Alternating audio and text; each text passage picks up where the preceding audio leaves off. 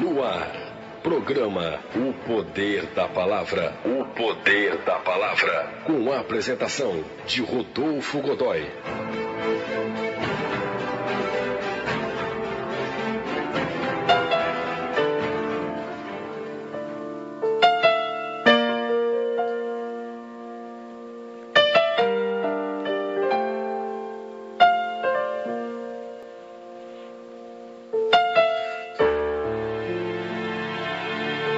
O texto que nós vamos ler está no livro de 1 Tessalonicenses, capítulo 2, versos 3 a 6. 1 Tessalonicenses, capítulo 2, versos de 3 a 6.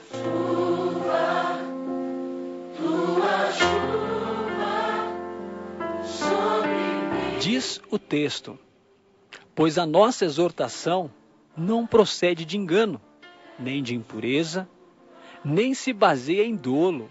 Pelo contrário, visto que fomos aprovados por Deus a ponto de nos confiar a Ele o Evangelho, assim falamos, não para que agrademos a homens, e sim a Deus, que prova o nosso coração. A verdade é que nunca usamos de linguagem de bajulação, como sabeis, nem de intuitos gananciosos. Deus disto é testemunha. Também jamais andamos buscando a glória de homens, nem de vós, nem de outros. 1 Tessalonicenses, capítulo 2, versos de 3 a 6.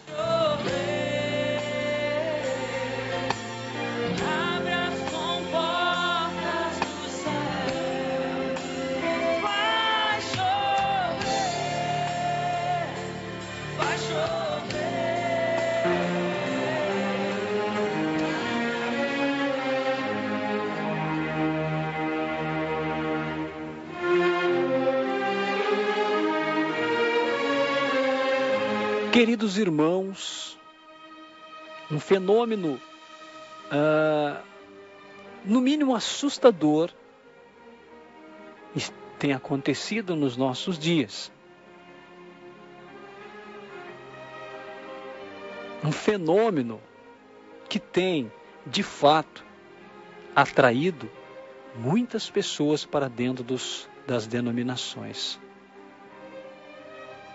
Uma estratégia trazida do meio secular, implantado dentro das igrejas. Até que ponto isto é louvável? Até que ponto isto é recomendável para se trazer pessoas para a igreja? Aliás, qual é o objetivo do Evangelho? Trazer pessoas para a igreja? Encher templos? Este é o objetivo do Evangelho? Será que não está havendo um equívoco? Será que o objetivo do Evangelho não é converter pessoas ao invés de encher templos? Esta é uma pergunta que precisa de uma resposta urgente nos nossos dias. Haja visto as megas igrejas que explodem a cada dia em diversos lugares do nosso planeta, do nosso mundo, do nosso globo terrestre. Até que ponto isto é um mover de Deus? Até que ponto isso é vontade do Senhor? Quais são os frutos?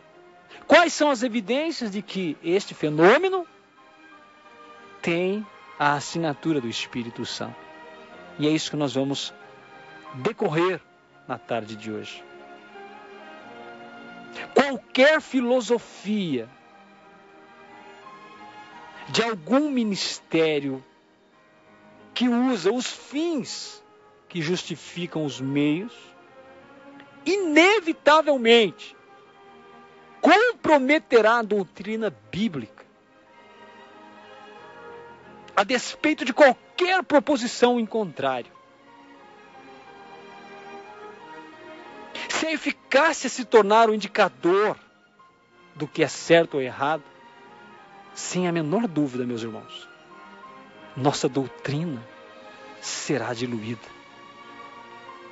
Em última análise, o conceito de verdade para um pragmatista é moldado pelo que parece ser eficaz e não pela revelação objetiva das Escrituras. Ou seja, usar qualquer meio para tentar justificar o fim, usar de qualquer filosofia para atrair pessoas, comprometerá a doutrina bíblica. É bom a gente começar a observar. Algumas igrejas usam aquele jargão: aqui o Senhor te abençoará, aqui o Senhor vai curar a sua enfermidade, aqui você vai dar uma mudada, uma virada radical na sua vida financeira. São essas as frases que permeiam as igrejas do nosso tempo. E é interessante porque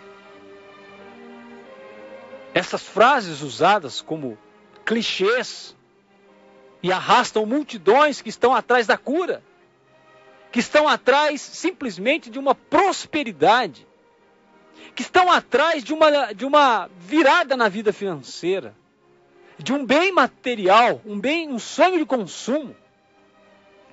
Esse tipo de clichês, de frases, tem atraído as pessoas porque elas querem justamente isso.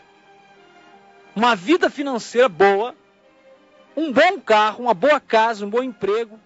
É isso que elas querem. Então, quando as igrejas começam a oferecer, ou pelo menos a dar esse tipo de ingrediente, a mostrar esse tipo de ingrediente lá fora, arrasta multidões. Mas o Evangelho de Jesus Cristo, ele não promete facilidade, não promete carro nem casa, muito menos dinheiro. O Evangelho de Jesus Cristo, ele promete a salvação de almas. O Evangelho de Jesus Cristo, ele promete que se o homem confessar os seus pecados e se arrepender, ele é salvo.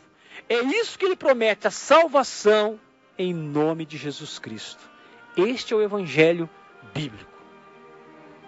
Todo evangelho que não evidencia a salvação em Jesus Cristo é um falso evangelho. Pode atrair multidão, mas a quantidade de pessoas não é o termômetro para se medir o grau de fidelidade da doutrina bíblica. Entenda. O número de pessoas atraídas por tantos tipos de frases não é o termômetro para medir a fidelidade nos textos bíblicos. Mas é isso que tem sido usado. O pragmatismo, ou seja, essa maneira de se trabalhar para atrair pessoas, nunca tem estado mais popular nas igrejas evangélicas. O movimento de crescimento de igreja, que por muitos anos foi um importante fator na atividade missionária. Quando a igreja crescia por causa das missões, longe e de perto, por causa de pessoas que de casa em casa ia falar do Evangelho de Cristo. O crescimento da igreja há um tempo atrás era medido por esse tipo de trabalho. Mas agora, o que está exercendo uma influência tremenda no evangelicalismo do nosso mundo é o pragmatismo. Fazer o que as pessoas gostam, oferecer o que elas querem, conforto, dinheiro, carro, prosperidade, cura. Tirar os problemas, você não vai sofrer, você não vai chorar, você não vai ter enfermidade, você não vai ter provação, tira tudo. Tira todas essas coisas e diga para a pessoa que ela vai estar bem. Diga para as pessoas que elas vão ser restauradas, que Deus vai fazer tudo o que elas querem para você ver se essa igreja não vai crescer. Mas é isso que tem acontecido. Essas tais galinhas do pragmatismo,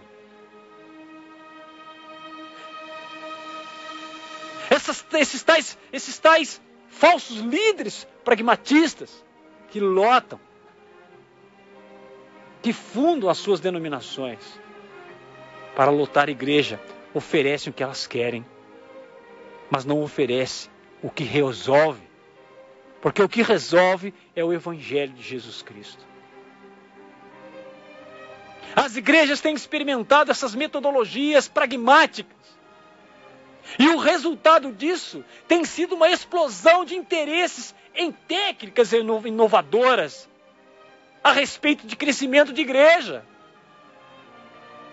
Movimento de crescimento de igreja fez uma aliança extraoficial com aqueles que creem ser o evangelismo primordialmente uma aventura de marketing, como se fosse uma empresa, meu irmão, onde se divulga uma marca e oferece o bem-estar para as pessoas. O pragmatismo, ou seja, essa maneira de atrair pessoas para a igreja, reflete muito bem o espírito da nossa época. Olha os livros que são divulgados nos nossos meios. Marketing sobre o próprio ministério. Marketing à igreja. O desenvolvimento do marketing eficaz e das estratégias de comunicação para as igrejas. É isso que está na moda. Estudo bíblico. Hermenêutica. Não, isso não. Isso é complexo. Isso é do passado. Nós precisamos dar para as pessoas o que elas querem. A indústria que publica os livros cristãos, é isso que elas têm produzido para os líderes da igreja, ensinando a eles a passar para frente o ensinamento de que as pessoas devem ser profissionais na igreja, que as pessoas devem ter seus anseios todos realizados dentro da igreja.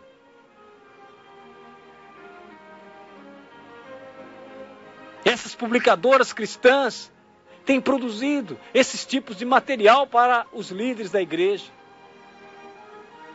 São conselhos e mais conselhos tirados do meio secular, tirados da psicologia, tirados da política, do entretenimento, da administração, dos marketing, dos negócios.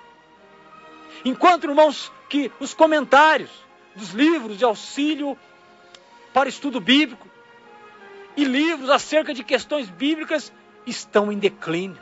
Você não encontra mais. Você entra numa livraria cristã e você só vê isso.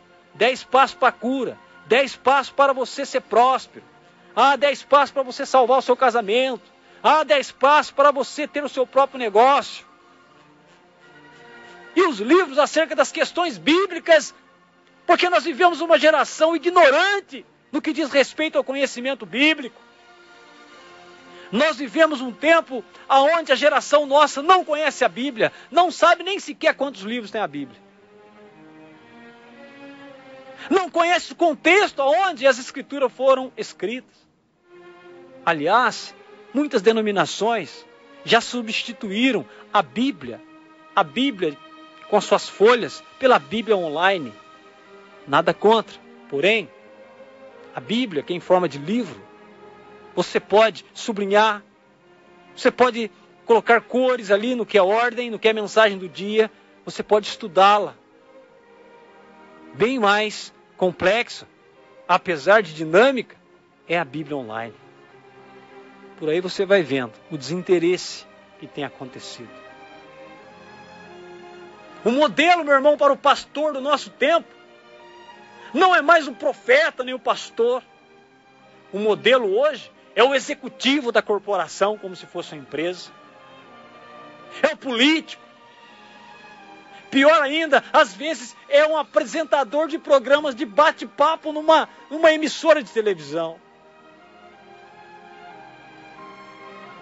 A maioria, meus irmãos, a maioria das igrejas contemporâneas, das igrejas do nosso tempo, estão preocupadas com o índice de audiência naquele programa.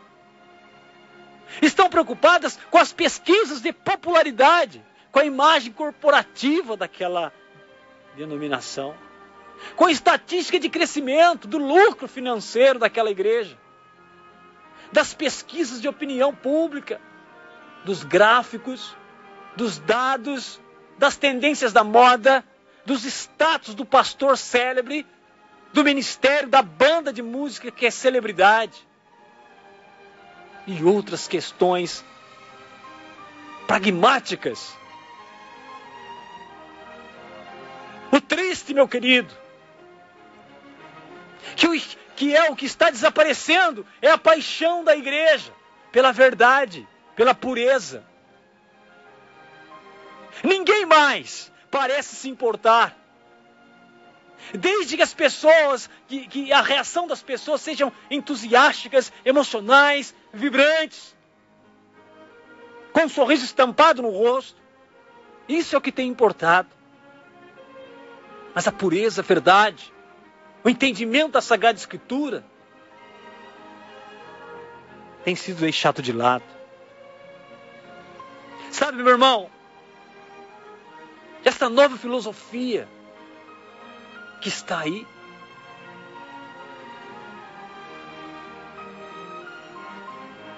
você sabe como ela tem corrompido a sã doutrina? Ela descarta o próprio método de Jesus. Pregar e ensinar. Pregar e ensinar como os instrumentos primordiais do ministério. Então, substitui o pregar e o ensinar por metodologias completamente vazias de conteúdo. Vamos fazer um show gospel. Esta é a programação. Vamos fazer um luau para o jovem. Esta é a programação. Aonde está o ensino e a pregação da palavra de Deus? Aliás, meu Deus, muitas das vezes essas filosofias, elas existem totalmente independente de qualquer credo, do cânon bíblico. Aliás,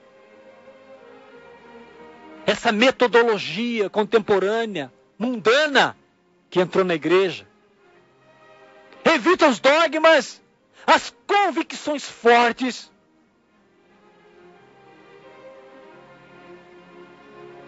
Elas consideram esses dogmas, essas convicções como divisivos, que dividem, que são indecorosos, que são impróprios, e assim vão abolindo totalmente dos ensinos, das práticas de ensino da igreja. Essas novas filosofias usadas para atrair pessoas, aonde promete riqueza, bem-estar, cura, aonde promete que a pessoa não terá problemas nem provações nenhuma. Essas novas filosofias rejeitam a doutrina como algo acadêmico, abstrato, estéril, ameaçador, ou simplesmente não prático, ou seja, não dá para aplicar. Não dá para aplicar na nossa vida essa doutrina. Vamos deixar de lado. Vamos trazer as novidades que as pessoas gostam, se emocionam e se sentem bem. Em vez de ensinar, meu querido, o erro, ou negar a verdade, não, ela faz algo bem mais sutil, é igualmente eficaz do ponto de vista do inimigo. Não se preocupa com o conteúdo. Não, ela não ataca a ortodoxia, o ensino da igreja. Mas presta culto à verdade, apenas da boca para fora. Não condena o erro, não condena. Não condena o ensino. Mas ela ensina o povo a praticar da boca para fora. Enquanto mina, em silêncio mina os alicerces da doutrina. O que nós temos visto a nível mundial são mega igrejas lotadas de pessoas vazias, que não conhecem a Jesus Cristo, que não conhecem o Evangelho, que não são libertos, que não mudam de vida, mas que são cristãs nominais, se dizem cristãs. São pastoreadas e lideradas por homens que também não são convertidos, que têm um coração todo apegado ao mundo. E distribuem seus livros, seus DVDs com mensagens pragmáticas para que as pessoas vivam a seu bel prazer, usufruam dos bens, busquem os bens. Este é o evangelho pregado. Em vez de exaltar a Deus, esta filosofia deprecia as coisas que preciosas são para ele. Então, nesse sentido, meu irmão, o pragmatismo se apresenta como um perigo mais sutil do que você possa imaginar. Até mesmo mais sutil que o liberalismo que ameaçou a igreja na primeira metade do século. Sabe, meu irmão, o liberalismo, ele atacou de frente a pregação bíblica. Um dos vultos liberais de maior influência nos Estados Unidos, por exemplo, no início do século XX, foi Emerson, que escreveu: pregadores que tomam texto da Bíblia e depois apresentam o seu contexto histórico, seu significado lógico no contexto, seu lugar na teologia do escritor, anexados a reflexões práticas, estão empregando mal a Bíblia. É isso que Harrison Emerson disse em seu livro Liberal. Com certeza, meu irmão. Será que poderia existir qualquer outro procedimento que esteja mais predestinado à monotonia e à futilidade como esse que nós estamos vendo aí? O cristianismo passou a ser uma coisa fútil. É interessante quando as pessoas levantam as mãos dessas megas igrejas que estão nas nossas televisões e dizem: aqui, eu fui curado, uma dor nas costas, aleluia, glória a Deus. Eu tinha um fusquinha, o fusquinha estava ruim, mas eu fiz o meu propósito com Deus e agora eu sou dono de uma concessionária de carro importado. Oh, glória a Deus, aleluia. Lá na minha terra era um sofrimento, a gente não tinha muito o que comer, mas agora Deus prosperou na minha vida, eu sou dono agora do atacadista maior da região, da cidade que eu moro. Oh, glória a Deus, aleluia. Mas aonde está a confissão de pecado? Aonde está a mudança de vida? Aonde está a renúncia que Jesus tanto enfatizou? Que era necessário deixar tudo para viver pelo reino. Aonde está? Que evangelho é esse contraditório com a Sagrada Escritura? É isso que é pragmatismo, meu irmão. Abdicou-se do ensino bíblico, abdicou-se das pesquisas bíblicas, das doutrinas bíblicas, para viver essa futilidade. É só isso que a gente vê. A gente não consegue pegar, meu irmão, um canal televisivo de mega igreja que fale de renúncia, que fale de doutrina bíblica, de ensinamento bíblico. É só cura e milagre. É só isso que a gente vê. Muito distante daquilo que Jesus nos ensinou. Aliás, quem poderia afirmar que pelo menos um dentre 100 dos ouvintes estariam preocupados com o que Moisés, Isaías, Paulo ou João queriam dizer naquela passagem específica, ou que tenha vindo à igreja profundamente interessado em tais versículos das Escrituras?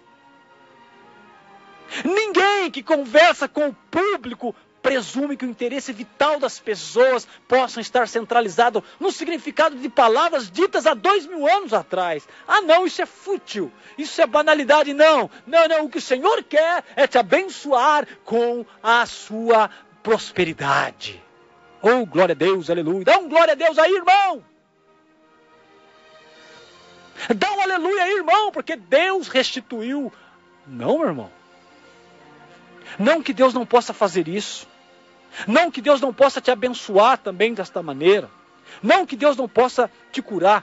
Mas você sabe, meu irmão, que não acontece cura para todo mundo. Não é todo mundo que é evangélico que é rico. Não é todo mundo que é evangélico que tem carro. Porque isso não são as prioridades do evangelho. São coisas secundárias. Alguns podem ter, outros não. Alguns, porque estudaram e tiveram oportunidade na vida, têm uma vida melhor. Mas ele não é maior do que aquele que não tem. Porém, A mensagem que nós estamos ouvindo hoje é que se alguém tem um carro, tem uma casa, tem muito dinheiro, está na igreja, é porque é um abençoado. Mas aquele que está doente, que não tem um poisézinho na garagem, que não tem nem casa própria, é um maldito. O demônio está na vida dele. Como se o evangelho fosse deixar todo mundo rico. Como se o evangelho garantisse prosperidade para todo mundo. Mas nunca vai acontecer isso, sabe por quê? Porque esse não é o evangelho de Jesus Cristo. Se você está procurando o evangelho de Jesus Cristo, meu irmão, não conte com isso. O evangelho de Jesus Cristo te promete uma coisa: salvação, libertação de pecado, santidade.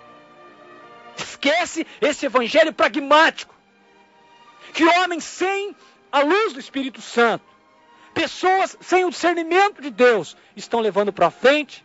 E muitas pessoas estão perdendo a sua fé, sabe por quê? Porque frequentam aquele templo 3, 4, 5 anos e nunca ficaram ricas. E eles começam a desacreditar naquelas mensagens que tais homens, se dizendo homens de Deus, levam esse tipo de mensagem para frente. Esqueça isso, meu irmão. O evangelho, se não te deu e se não te der nada disso, ele continua sendo o evangelho de Jesus Cristo, que dá sim a salvação para aqueles que o aceitam como seu único Senhor e Salvador. O evangelho de Jesus Cristo não é pragmático, ele é realista, ele é verdadeiro, ele é direto. Porém, o pragmatismo radical dessa abordagem amigável, venha, meu irmão, aqui vai ser uma bênção. Ele rouba da igreja o seu papel profético. As pessoas não conseguem mais ouvir o que a Bíblia está dizendo. As pessoas não conseguem mais entender o que Deus está dizendo através da sua palavra, porque elas só conseguem ver o que Deus vai me dar, o que Deus tem para me dar. Essa abordagem, então, tem roubado o papel profético da igreja. Transforma a igreja em uma organização popular, que recruta seus membros através de oferecer-lhes um ambiente de calor humano, de amizade, no qual as pessoas comem, bebem, são entretidas. E aí a igreja acaba funcionando mais como um clube do que como uma casa de adoração. Não se assuste, meu irmão.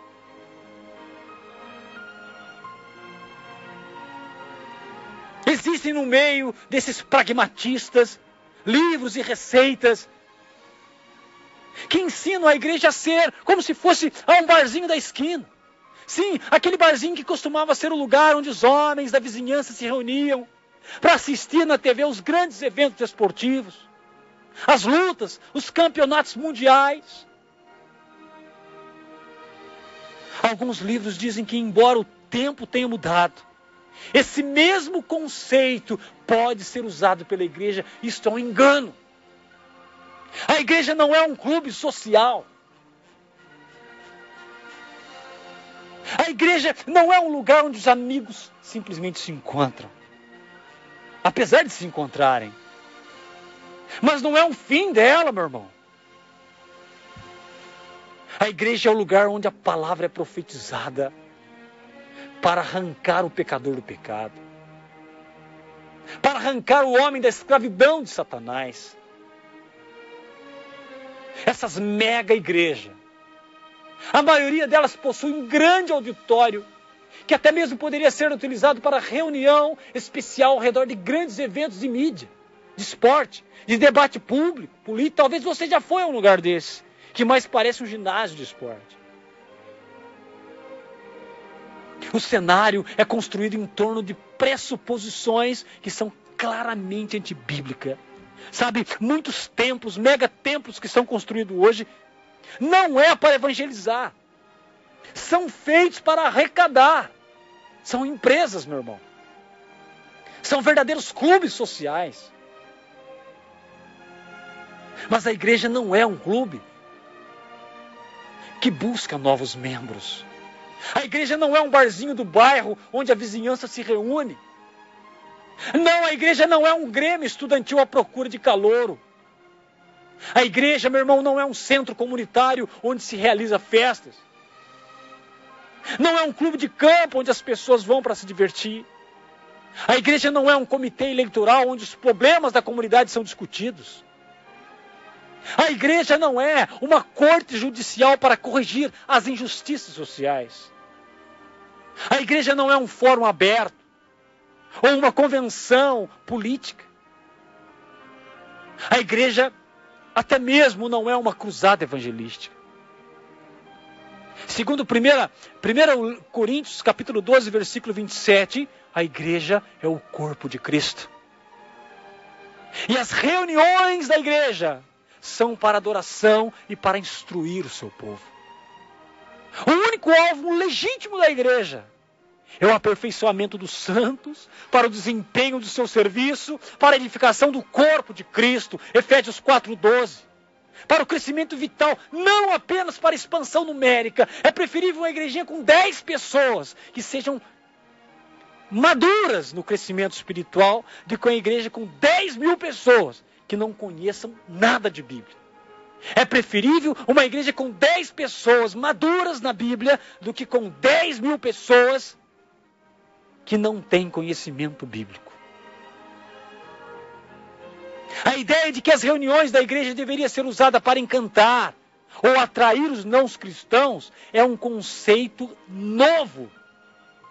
A igreja nunca foi feita para atrair não cristãos. Nas Escrituras não há qualquer sugestão quanto a isso. Aliás, o apóstolo Paulo falou da presença de incrédulos na igreja como um evento excepcional em 1 Coríntios 14, 23. Em Hebreus capítulo 10, versos 24 e 25, indica que os cultos da igreja são para o benefício dos crentes e não dos incrédulos. Consideremos também uns aos outros para nos estimularmos ao amor e às boas obras. Não deixemos de congregar-nos. Atos 2,42 mostra o padrão que a igreja primitiva seguia. Quando ela se reunia, o que acontecia? Eles perseveravam na doutrina dos apóstolos e na comunhão e no partir do pão e nas orações. Observe, meu querido, que adorar a Deus e encorajar os irmãos eram a prioridade da igreja primitiva.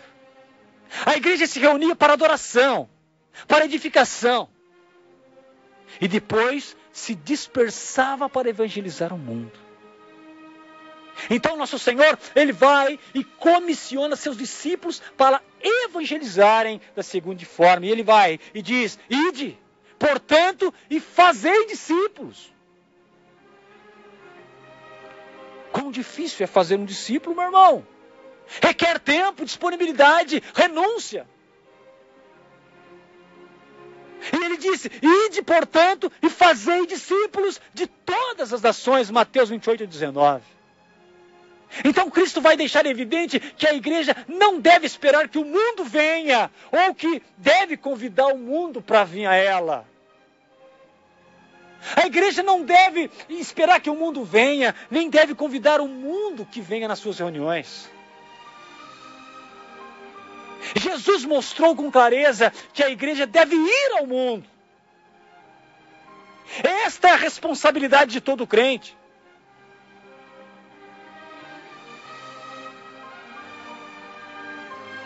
Algumas pessoas dizem que a apresentação do evangelho de uma forma facilitada dentro da igreja exime o crente de sua obrigação pessoal de ser uma luz lá no mundo. Então, novamente nós ressaltamos que a proclamação da palavra de Deus deve ser central na igreja. Quer seja oportuno, quer não. É tarefa dos ministros de Deus corrigir, repreender, exortar com toda a longanimidade a doutrina. Certo dia desses eu conversei com um pastor. E ele disse: sabe, meu irmão Rodolfo, eu mudei meu jeito de ser. Eu era muito taxativo.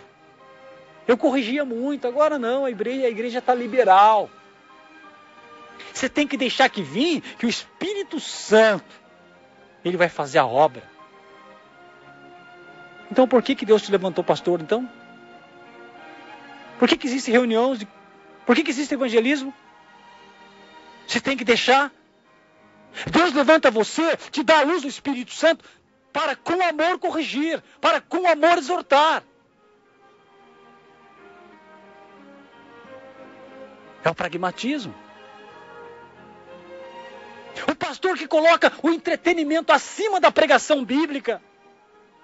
Ele vai se abdicando da responsabilidade primária da sua função, ou seja, apegar-se à palavra fiel, que é segunda doutrina, de modo que tenha poder tanto para exortar pelo reto ensino, como para convencer os que a contradizem. Tito 1:9. A estratégia da igreja nunca foi de apelar ao mundo, utilizando os termos do mundo. Não se espera que as igrejas estejam a competir pelo consumidor pelo mesmo nível que uma cerveja famosa, meu querido. Ou de repente uma grande rede de televisão. Não há como estimularmos crescimento genuíno via persuasão fascinante ou técnicas engenhosas, meu irmão. Nós não temos que copiar o mundo em nada. É o Senhor quem acrescenta as almas às igrejas. Atos 2:47. Sabe, meu irmão, metodologias humanas não podem acelerar ou suplantar o processo divino. Qualquer crescimento adicional que venha a produzir não passará de uma pobre e infrutífera imitação. Crescimento artificial ou não natural no reino biológico pode causar deformação. Pior, pode causar câncer. Crescimento sintético no reino espiritual é igualmente doentio. É essa filosofia que une essas técnicas do mundo, essas técnicas de marketing com a teoria de crescimento de igreja, ela resulta em uma péssima teologia, fraca, descartável, insustentável. Parece que você empacota adequadamente o evangelho e as pessoas são salvas, mas não é assim. Essa linguagem moderna começou a permear o ministério do nosso tempo.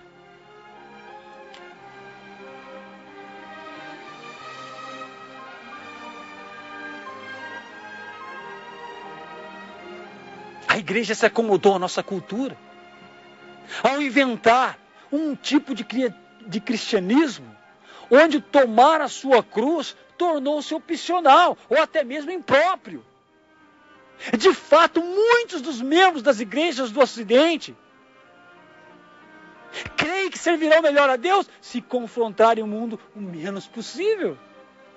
Vamos vivendo em paz. Vamos levando, deixa acontecer. Não se precipite, meu irmão, em abraçar essas tendências dessas megas igrejas cheias de tecnologia. Não desdenhe essa adoração e essa pregação convencional. Nós não precisamos de abordagens engenhosas para que pessoas sejam salvas. Nós só precisamos apenas voltar a pregar a verdade e a plantar a semente. Se formos fiéis nisso, o solo que Deus já preparou haverá de produzir fruto. Meu Deus.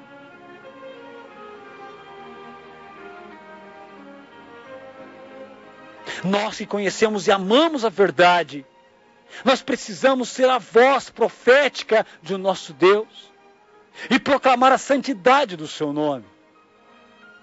Precisamos sim exigir que qualquer esforço feito em nome de nosso Senhor manifeste também a integridade da sua natureza, porque Ele é santo, santo, santo, segundo Isaías capítulo 6, versículo 3. E precisa ser representado dessa forma. Qualquer outra coisa não é digna da sua grandeza, da sua majestade e da sua santidade. Eis o desafio para a igreja de Cristo.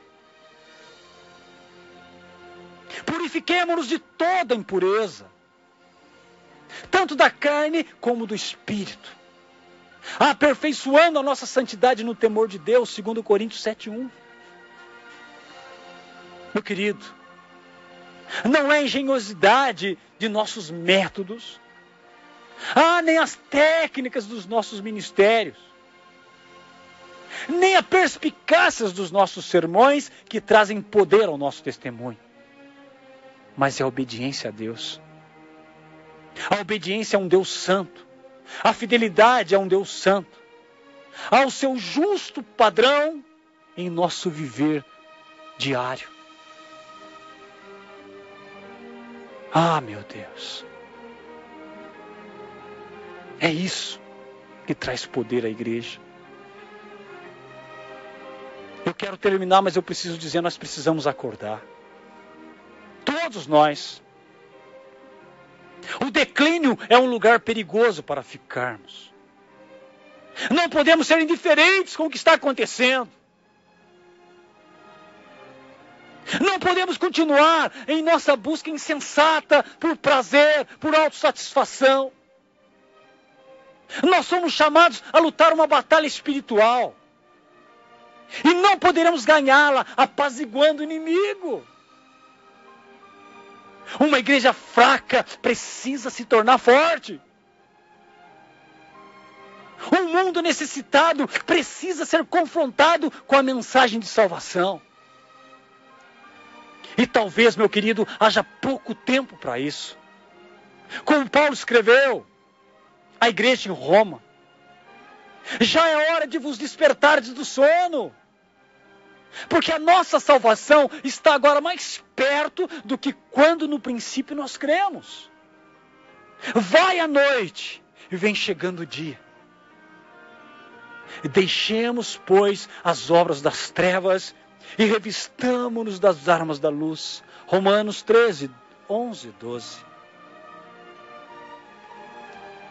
Meu irmão, eu sei que uma mensagem dessa, ela é, no mínimo, desconfortável. Nós fomos engessados num cristianismo, meu irmão, fraco e descartável, aonde cada um faz a sua fé, cada um vive a sua espiritualidade, de maneira sola, particular. E a gente vê os sistemas e as denominações em declínio. E eu quero dizer a você, Deus está chamando a gente para confrontar o pecado através da sua palavra. Será que nós vamos continuar nessa mórbida frequência de cultos, reuniões e eventos? E colocar a nossa cabeça no travesseiro ao nos repousar e dormirmos tranquilo, como se estivéssemos sendo testemunha de Jesus Cristo, assistindo à degradação da igreja, e nós com a palavra de Deus na mão, aceitando de maneira passiva? Eu creio que não. Eu creio que uma mensagem dessa tem que impactar cada um de nós, para a gente olhar em que lugar a gente está no plano de Deus, no chamado que Deus fez, no despertar. Porque eu vou dizer uma coisa, meu irmão, muitas pessoas queriam estar no lugar que você está na igreja, de que eu estou, mas não estão. E nós, aonde Deus nos plantou, estamos fazendo a sua vontade? Eis a pergunta que possamos responder a Deus através das nossas orações. Que Deus te abençoe, meu irmão. Nos abençoe e nos guarde. Em nome de Jesus. Amém.